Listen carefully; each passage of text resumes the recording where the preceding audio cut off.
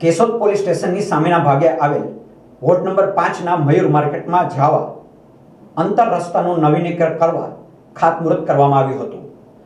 મયુર માર્કેટના સ્થાનિક વેપારીઓની વર્ષો જૂની માંગને ધ્યાને રાખી આ રસ્તાનું આયોજન કરવામાં આવતા વર્ષ 2024-25ની સ્વર્ણિમ જયંતિ મુખ્યમંત્રી શહેરી વિકાસ યોજના હેઠળ 8.58 લાખના ખર્ચે 90 મીટર લંબાઈ ધરાવતા અને 5.50 મીટર પહોળાઈ ધરાવતા સીસી રોડનું નવીનીકરણ કરવામાં આવશે।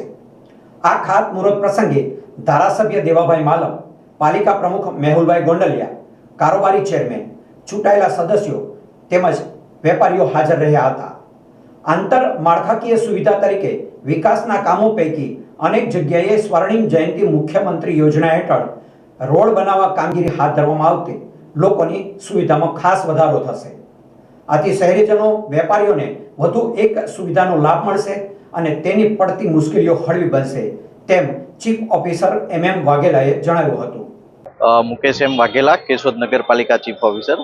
આજરોજ કેશોદ નગરપાલિકા દ્વારા જે મયુર માર્કેટ વિસ્તાર છે ત્યાં વેપારીઓની વર્ષો જૂની માંગણી હતી રોડ બનાવવા બાબતની, જે આજરોજ કેશોદ નગરપાલિકાએ સ્વર્ણિમ જયંતિ મુખ્યમંત્રી શહેરી વિકાસ યોજના હેઠળ આ રોડનું આયોજન કરી અને આ રોડનું આજરોજ માનનીય ધારાસભ્ય શ્રી, કેશોદ નગરપાલિકા પ્રમુખ શ્રી મેહુલભાઈ ગોંડલિયા, કારોબારી ચેરમેન અને અન્ય ચૂંટાયેલા પદાધિકારીઓની હાજરીમાં આજે ખાતમુહૂર્ત કરવામાં આવેલું છે।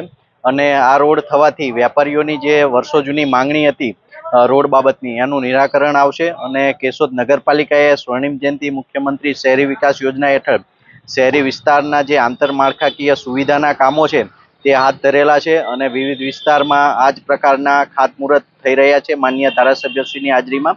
અને કેશોદ નગરપાલિકાએ કેશોદના શહેરીજનોને જે માળખાકીય સુવિધાઓ છે, પ્રાથમિક સુવિધાઓ છે તે સંપૂર્ણ રીતે અને સારી રીતે મળી રહે અને ગુણવત્તાયુક્ત કામો થાય તે મુજબનું આયોજન કરેલું છે।